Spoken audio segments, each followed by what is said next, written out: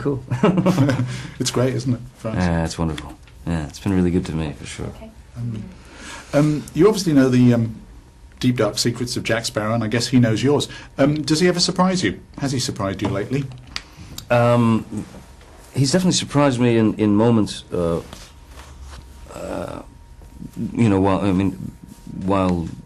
sort of in the midst of the process, in the middle of a scene and whatnot. No, we kind of know each other's thoughts, for sure, but he has surprised me in a sort of spontaneous, moment. Can you think of sort of things? I wonder if you suddenly come out with something and think, that's all him, it's not me.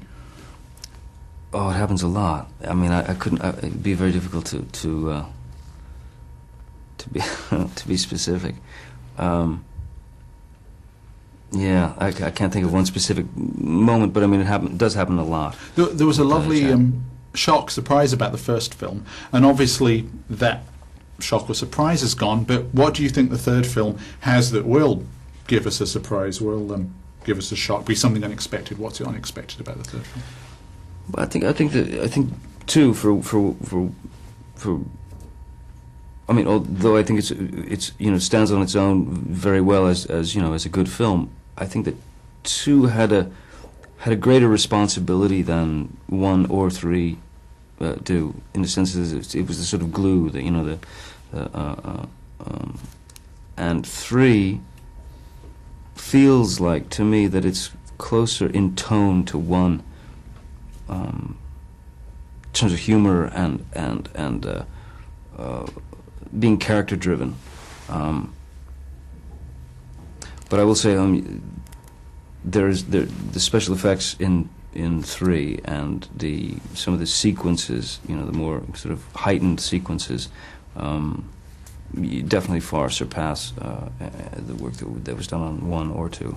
There's this maelstrom sequence. I mean, none of us have seen this, but there's this maelstrom sequence which is being talked about. Is that on a bigger scale? I mean, how would you describe that scale? On what scale is it? I'm not sure it can get bigger than that. I mean, it's just enormous. It's just, what I have seen, I've seen bits and pieces of the maelstrom sequence, and it's staggering. It's a staggering piece of work. Gore should really take a couple of years and just go to sleep, basically, after his work on this. You've done plenty of movies, whether it's Chocolat and Fear and Loathing, where which are primarily independent type films, where there's a lot of close-up. I mean, there are actors acting in the way that one thinks of actors acting, maybe more akin to what they do on stage. When you do something like the Maelstrom sequence, what are the particular challenges of that are completely different from the challenges involved in having a close-up where you have an emotional moment? Well, when you're doing sequences like the Maelstrom or any kind of action-driven, sequence, whether it's stunts or special effects or something, for any length of time, what happens, or at least what happens to me, is I wind up going to the director, going to Gore, and saying, "Please, can we do a scene where I speak? I just want to do a scene. I just want to act again. Because you find yourself in, where it takes like 8 hours to capture a moment that's going to last for a quarter of a second or half a second on screen, that kind of thing." Sounds gruesome. We left you at the end of the last film. You've been swallowed by the kraken or kraken. Yeah. Are you still in the belly of the beast at the start of this one? Where are you at the start of? Yeah, I mean, presumably, yeah. Well, once down the gullet of the kraken, Jack Sparrow ends up where no sailor wants to end up, which is in Davy Jones' locker, which turns out to be far worse than he'd ever imagined it to be, or anyone had ever imagined it to be. You're faced with things that you certainly weren't ready for. So that's where we pick up with Jack. Keith Richards is, of course, famously in this film. What was it like? Was there a shock of recognition between Jack and his dad and Jack? Oh, yeah. The funny thing is, I mean, I felt so comfortable. I mean, as Captain Jack, acting opposite Captain Teague and Keith, that it was as if these guys had known each other a lot longer than Johnny's known Keith. It was very strange. It was a very interesting moment, you know, when Keith and Captain Jack met.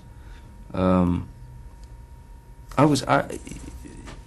terms of Keith, man, I was so impressed with him, with what he was able to do. This guy came in and just owned us all, you know. Really, it's the first time I'd seen the entire crew show up on set, just for a glimpse of the maestro, you know. Everyone, guys were like, you know, peeking behind one another just to see him work. Again, we don't know much about, most of us don't know much about this film, but again, it seems to suggest that we're seeing the end of the age of piracy. Now, historically, I guess we've seen pirates as sort of bad things. They went around sort of raping and pillaging, etc. And yet this film seems to be posited on the idea that there's something rather sad about that. I guess it was more complicated than we historically have thought of pirates, but is it sad that, what's sad about the end of the age of piracy, do you think? Well, it's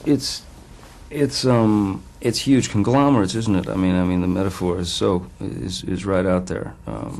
It is. It's globalization, you know. But and also, with regard to historical pirates, I mean, historical pirates, we don't know all that much, you know. I mean, the views that we have or the perspective that we've been given has come from, you know, the other side, you know. And if you go back and retrace the sort of even political opponents, stuff like that, boy, you could really have a ball with that kind of thing. So I mean, I actually think that there were some pirates certainly that were, you know, villainous, you know, thieving, you know, horrific thugs. But I actually think that there were some pirates who were, yeah, a bit more like Captain Jack, you know, who were just sort of, you know, let's have a ball, you know. Let's get what we can get, do what we can do, you know. Come through it as unscathed as possible, try not to hurt anybody, try not to get hurt, and have a drink. This, at least for now, is your farewell to this character. What emotions does that bring up, having played this character for so long? Oh, you know, it was one of those kind of instances where I found myself going to the director, you know, going to Gore and saying, you know, are you sure that, you know, you sure there's nothing else we can shoot? I mean, you know, maybe I should do another take just to make sure we got that, you know, properly. And yeah, you're just trying to avoid what is inevitable, you know, which is, you know, saying goodbye to this person you've known for, you know, umpteen months, and have been very close to. So, yeah, I hope I get to see Captain Jack again. But you know, if I do, I do. If I don't, I mean, I got to spend a lot of time with him anyway. That's great. Thank you very much. No, thank you.